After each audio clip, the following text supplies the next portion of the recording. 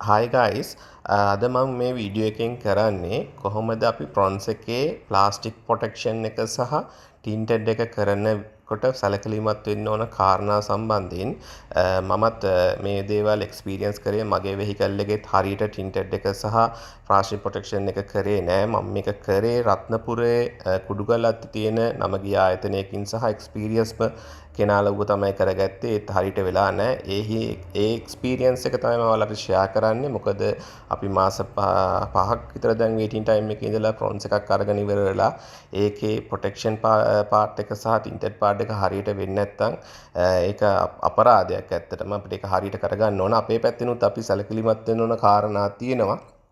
ඒ කාරණාත් ඕගොල්ලන්ට මම එක්ස්පීරියන්ස් එක ෂෙයා කරන්න තමයි මම වීඩියෝ එක කරේ. හරි අපි මුලින්ම බලමු ඩ්‍රයිවර් සයිඩ් එකේ ඩෝ එකේ කොහොමද ප්ලාස්ටික් ප්‍රොටෙක්ෂන් එක කරලා තියෙන්නේ කියලා. ඔයාලට පේනවා මෙන්න මෙතන පොඩි නැම්මක් තියෙනවා. ඒ නැම්මට සමාන්තරව තමයි ෂීට් එක අරන් තින්නේ. අඟල් 8 ෂීට් එකකින් තමයි ගැහුවේ. ওই විදිහට උතන ඔයාලට පේන බොටල් හෝල්ඩ් එක ගාවත් පොඩි රැලි වගේක් තියෙනවා සහ අන්න උතන ජොයින්ට් එකක් දාලා තිනවා. ඔයාලට ෆිනිෂ් එක පේනවා. මම ඊට පස්සේ මම පේපර් කටරයක් අරගෙන රත් කරලා මම ඒ ටික හදාගත්තා. ඔයාලට පේනවා මෙතනත් ගැලේ හරියට ඇලවිලා නැහැ. ඒ ටික මම කොහොමද කරේ කියලා වාට ඊළඟ ඔහොම වීඩියෝ එකෙන්ම පෙන්නන්නම්.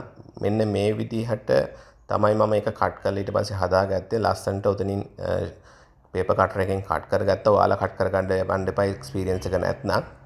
චුට්ටක් ඉඩ තියලා තමයි මම කට් කරගත්තේ. උතන බොටල් හෝල්ඩ් එක ගාවත් පොඩ්ඩක් නැමිච්ච ටිකක් තිබ්බා. ඒකත් පේන්නේ නැති වෙන්න ওই විදිහට මම පොඩ්ඩක් මාජින් එකක් තියලා තමයි මේව කරගත්තේ. එතකොට කට් කරගත්තේ. උතනත් ස්පීකර් ගාවත් ඔන්න ඔය විදිහට ලස්සනට ඔය විදිහට කට් කරලා හදාගන්න පුළුවන්. මම කරේ උනාට ඔයගොල්ලෝ කරන්න යන්න එපා. කැපෙන්න පුළුවන් ඇපොස්ටින් එක. එතකොට අනිත් පැත්තේ ඩෝ එකේ පැසෙන්ජර් ඩෝ එකේ ෆ්‍රන්ට් එකේ ওই විදිහට අඟල් 6 ෂීට් එකෙන් ගැහුවේ. ඔයාලට පේනවා ඒකේ කිසි ෆිනිෂ් එකක් නැහැ. ඒගොල්ලෝ තමයි අඟල් 6ෙන් ගැහුවේ. ඊට පස්සේ තමයි මම 8ෙන් ගහන්න කියලා අනිත් ටික 8ෙන් ගහගත්තේ. ඔය කිසි සමාන්තරව නැහැ. එතන පිළිවෙලක් නැහැ. ඔතන පේනවනේ එතන බෝටල් හෝල්ඩ් එක ගාවත් රැලි. එතකොට ජොයින්ට්ස් තියෙනවා. ඔය පේනවනේ ජොයින්ට්ස් තියෙනවා ඔතන. එහෙම ජොයින්ට් දාන්න නැතුව තනි ෂීට් එකෙන් ගන්න අඩියක් විතර වැඩි වුණාට කමක් නැහැ. ලස්සන වැඩි ෆිනිෂ් එක. එතකොට ඔතන පේනවා ගහලා ඔතන සති දෙකක් නැහැ ඔන්න ගැලවිලා. එතන ලේස් දෙකක් දාද්දි එක උඩ දාද්දි එච්චර ඝන කමට දාන්න හොඳ නැහැ. එතකොට ඔතන ගහන්න ඕන PP කහවෙන් නැති පේපර් එකෙන් ගහන්න ඕන ෆුට් බෝඩ් එකට. එතකොට ඔය විදිහට තමයි ඔතන ෂීට් බෙල්ට් එක ගාවත් ගහන්න ඕන. ඔබ ෂීට් බෙල්ට් එක වැදිලා හීරෙන්න පුළුවන් හින්දා අඟල් 8 පේපර් එකෙන් එතන ගහන්න ඕන. මම ඒකත් එහා පැත්තේදීත් එක්ස්ප්ලেইন කරන්නම්. එතකොට ඔය තියෙන්නේ එහා පැත්තේත් අර විදිහටම ගැලවිලා තියෙන්නේ. ඒක අර හරියට පේපර් එකත් හරි නෑ. මේ සහ මේ හරියට ගහලා නෑ ඇත්තටම. මේ ඒගොල්ලෝ පාවිච්චි කරන ටෙක්නික්ස් හරි නෑ. එතකොට ඔතන ෆුට් බෝඩ් එකටත් එතනටත් ගහන්න ඕනි කහවෙන් නැති පේපර් එකෙන්. එතකොට ඔතනත් ගහලා තිනවා. එතකොට ඒකයි ඊට පස්සේ ෂීට් බෙල්ට් එක වදින තැන ඔන්න ඔය විදිහට තමයි අඟල් 8 පේපර් එකෙන් ගහලා තියෙන්නේ. එතකොට ෂීට් බෙල්ට් එක ගහන තැන පිටිපස්සෙන් බැලුවොත් මෙන්න මේ විදිහට තමයි තියෙන්නේ. එතකොට ඒකේ පිටිපස්සට මම රවුන්ඩ් කරලා ගැහුවේ නෑ. මොකද කැතයි එහෙම උනොත් හෙදිලිසෙනකොට ඒ හින්දා ඔන්න ඔය විදිහට තමයි මම ගැහුවේ. එතකොට ෂීට් බෙල්ට් එකට වඩා පිටිපස්සට වැදින්නේ නෑ, වදින්නේ නෑ. ඔය හරින් නතර වෙනවා. ඒ හින්දා ෂීට් බෙල්ට් එක ඔය හරින් නතර මේ ගහද්දී ඒ හරින් නතර කරාම ඇති කියලා තමයි මගේ මතය. පිටිපස්සට ගැහුවොත් ටිකක් අර ප්ලාස්ටික් එක දිලිසෙද්දී කැතයි වගේ. පිටිපස්සේ බැලුවොත් පිටිපස්සේ ඔන්න ඔය විදිහට අඟල් 8 පේපර් එකෙන් ගැහුවේ අර තියෙන අර මේ හැඩතලයට සමාන්තරව ගැහුවේ. පුළුවන් නම් ස්පීකර් එකේ ඉස්සරහා පැත්තෙන් තව චුට්ටක් උඩට වෙන්න ගැහුවොත් කකුල වදින ප්‍රමාණය අඩුයි. මේ පොඩ උඩට වදලා තියෙනවා. ඒ හින්දා පොඩ්ඩක් අඟලක් විතර උඩින් ගහන්න ස්පීකර් එක ඉස්සරහා පැත්තට වෙන්න. හරි. එතකොට ඔතන ඔය කෑල්ල වැටෙනවා. ඔන්න ඒ කෑල්ල ගලවද්දි පරිස්සමෙන් ප්ලාස්ටික් කෑලි ක්ලිප්ස් කැඩෙන්න පුළුවන්. ඕකේ ක්ලිප් එකක් කැඩුනා. මම ඒකත් ඔයගලන්ට පස්සේ ෆොටෝ එකක් දාන්නම්. ඔන්න ඔතනටත් ඊට පස්සේ හොඳ පේපර් එකෙන් ප්‍රොටෙක්ෂන් එක ගහ ගන්න ඕන. එතකොට ඩිකියට ආවහම ඩිකිකේ මෙන්න මෙතන ඔය විදිහට ගැලවෙනවා.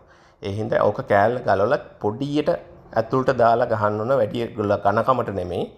පොඩ්ඩක් ඇතුළට නමලා ගහුවොත් හොඳයි. වැඩි ඝනකමක් නෙමෙයි. මොකද ඒක උඩ හිටිද්දි පොඩ්ඩක් මේ හරියන්නේ නැති වෙන්න පුළුවන්. හින්දා පොඩි ප්‍රමාණයක් තමයි ඇතුළට නමන්න ඕනේ. ඊට පස්සේ ඔය විදිහට ගැලවෙනවා. ඒ හින්දා ඒකනත් කන්සිඩර් කරන්න. ඊට පස්සේ මෙන්න මෙතන ඔන්න ඔතනටත් ගහ ගන්න පුළුවන් නම් හොඳයි. අර මේකෙන් කහ වෙන්නේ නැති පේපර් එක. එතකොට ටින්ටඩ් එක ගහද්දී ඔක උඩ පිටිපස්සේ උඩ තියලා තමයි කපන්නේ.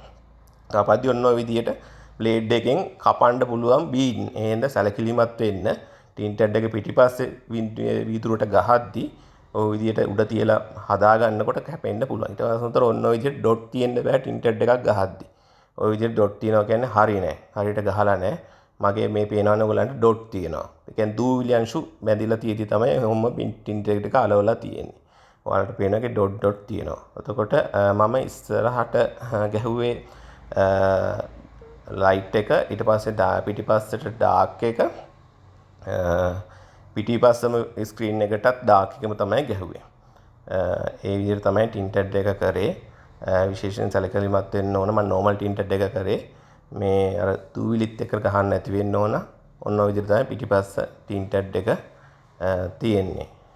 එතකොට ටින්ටඩ් එකේ ඔන්නවා කපාදි පොඩක් ලස්සනට කපා ගත්තා නම් හොඳයි. නිකන් බල්ලෝ කාලා වගේ කපන්න නැතුව ඇතුළට වෙන්න ලස්සනට කපාගෙන ගන්න පුළුවන්. හරි. ඒවත් පොඩ්ඩක් බලන්න කපද්දි මේ නිකන් හිතුමතේට කපන්න දෙන්න එපා. ලස්සනට පිළිවෙලක් ඇතුව කපා ගන්න. ඔය මම අර ඩෑෂ් කැම් එකට මම කපා ගත්තේ. ඔය පේනවනේ කපලා තියෙන විදිය. ඔය විදිය නැතුව පොඩ්ඩක් ඇතුළට වෙන්න ලස්සනට කපා ගන්න පුළුවන්. හරි කෙනෙක් වැඩේ කරනවා නම්. ඒවත් පොඩ්ඩක් සැලකිලිමත් වෙන්න. ඔය විදිහට තමයි තියෙන්නේ.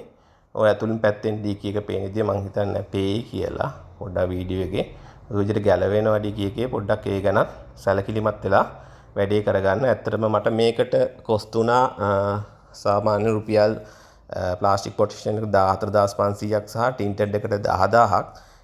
ඒ වුණාට වැඩේ හරියට වෙනුනේ නෑ. මෙන්න මේ විදිහට ක්ලිප්ස් කැඩුනා මේක වැඩේ ගලවද්දී. ඒගොල්ලෝ ඊට පස්සේ ප්ලාස්ටර් ගහලා පොඩ්ඩ සුපර් ග්ලූ ගාලා ක්ලිප්ස් අලවලා තමයි අන්තිමට මේක මට ෆික්ස් කරේ. ඒ මදිවට ස්ක්‍රීන් පිටිපස්සේ වින්ඩෝ එකේ රබර් බීඩ් එකක් කපලා තියෙනවා. ඒ හින්දා ඕවා ගැන වැඩි සැලකිලිමත් වෙන්න. ඊට අමතරව මම පෙන්නනවා මෙන්න මේ විදිහට ටින්ටඩ් එක කපද්දි බ්ලේඩ් එක අතුල්ලලා මේ හූරලක් තියෙනවා මේවා. ඒ හින්දා ඕගොල්ලෝ ළඟ ඉඳගෙනම වැඩේ කරගන්න එක්ස්පීරියන්ස් තියෙන හරි කෙනෙක්. ඒත් මමත් එක්ස්පීරියන්ස් තියෙන කෙනෙක් ගාවට යනවා කියලා තමයි ගියේ. බලන් යද්දි ඒගොල්ලෝ ඔක්කොමට අනත්තයි. ඒ හින්දා මේ ඕගොල්ලෝ ළඟ ඉඳගෙන හරියට වැඩේ කරගන්න තරමට තමයි හොඳ. මේ ගැනත් මම හිතනවා ඔයාලට මොන හරි නොලෙජ් එකක් හම්බෙන්නේ නැති මේ ගැන. මම මේක කරේ මම එක්ස්පීරියන්ස් කරපු දේ තව කෙනෙක්ට නොවෙන්න තමයි මම මේක මේ විදියට ඕගොල්ලන්ට ෂෙයා කරන්නේ. ඊට අමතරව මම මේ පිටිපස්ස මෙන්න මේ විදිහට කාබන් ෆයිබර් ස්ටිකර් එකෙන් රැප් කරා. සමහර අය මේකට පේන්ට් කරනවා. සමහර අය නෙක්සා කියන ඇක්සසරි එකක් තියෙනවා රුපියල් 12000ක් විතරනවා. ඒක හයි කරනවා. ඒකට නම් මේක මේ බෆර් එක ඔය ගාඩ් එක හිල් කරන්න ඕනේ. ඒ හින්දා ගොඩක් අය ඒක හයි කරන්න කැමති නෑ. සමහර අය ස්ටිකර් කරා ඒවා සමහර ඒවා ගැලවෙනවා. හැබැයි මේ ස්ටිකර් එක නම් ගැලවෙන්නේ නැහැ කියලා තමයි කියන්නේ. මේක කාබන් ෆයිබර් ස්ටිකර් එක සාමාන්‍යයෙන් මේකට රුපියල් 7000ක් විතර කොස්ට් වුණා. මේක කරේ මම නුගේගොඩ තැනකින්. එතන වැරද්දක් කියන දෙයක් නැහැ. හොඳට කරා. ගැලවෙන පාටකුත් නැහැ වගේ. අපි බලමු ඉස්සරහට මොකද කියලා. ගොඩක් මේ වගේ ගහපු අයගේ ෆීඩ්බැක් ගත්තා. ඒගොල්ලෝ නම් කිව්වේ තාම ගැලවුන්නේ නැහැ ප්‍රෙෂර් ගන්න එක ඇල්ලුවත් කියලා. ඔයගලන්ට මේ වගේ දේවලුත් කරගන්න පුළුවන්. එහෙම දේවල් කරන්න අයිඩියා එකක් තියෙනවා නම් ඒ විදිහට කරගන්න පුළුවන් ඔයගලන්ට. හරි එහෙනම් අපි තව වීඩියෝ එකකින් හමු වෙමු. Thank you very much.